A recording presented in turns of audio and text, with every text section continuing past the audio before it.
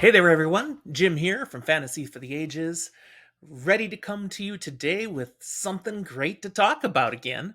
I recently enjoyed my second John Scalzi novel, Redshirts, and today, in this book blast, I'm bringing you my spoiler light thoughts.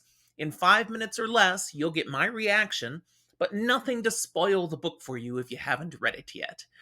If you do like this video, be sure to hit the like button, subscribe, and check out all the other types of content we've got here on our YouTube channel. So, about Red Shirts.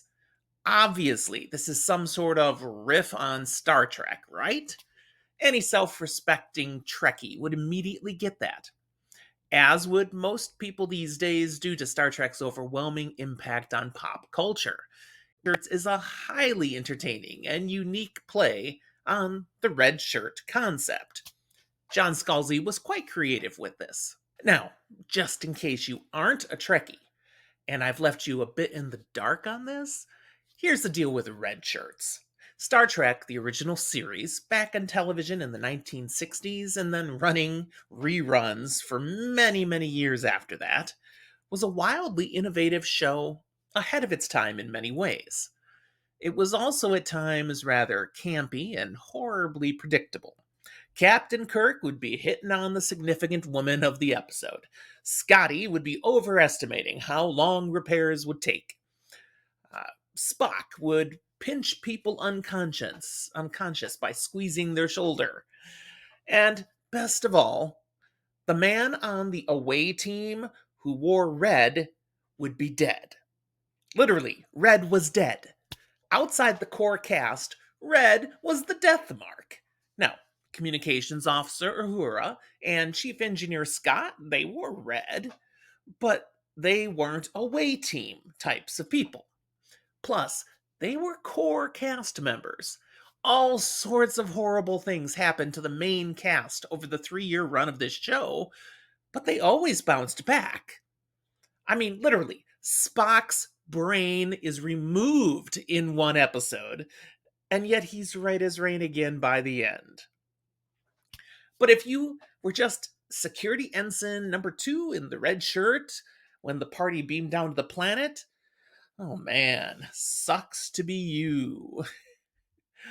Understanding that background, John Scalzi writes this science fiction tale of the Intrepid, the flagship of the Universal Union, with the narrative focus on some ensigns just coming aboard, newly assigned to this starship. And it doesn't take long for these characters to figure out something isn't right here. This is not your typical starship. Odd things happen. Certain people act really unusually at times, and the ship is constantly in need of new ensigns. Why? Well, you need to read the book to discover more about that. Redshirts won the Hugo Award for Best Novel in 2013, as well as the Locus Award for Best Science Fiction Novel that year. Honestly, these awards humor me. Was it a weak year? As I don't find this to be the best written novel. For example, the dialogue seems a little lazy at times. A lot of he said, she said, he said, she said. There's more words than said in the English language. But the ideas behind the book, undeniably inventive. And again, if you are a fan of Star Trek, you can't help but be thoroughly entertained by what Scalzi has done with the original Star Trek tropes to create a novel that is fresh and entertaining. It's not a super long read, easy to consume, and I'm completely glad I read it.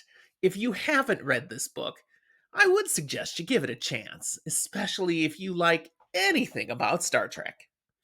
If you have read it, let me know in the comments what you thought about it and whether or not you agree with my perspectives. All right, that's a wrap, as promised. 5 minutes or less.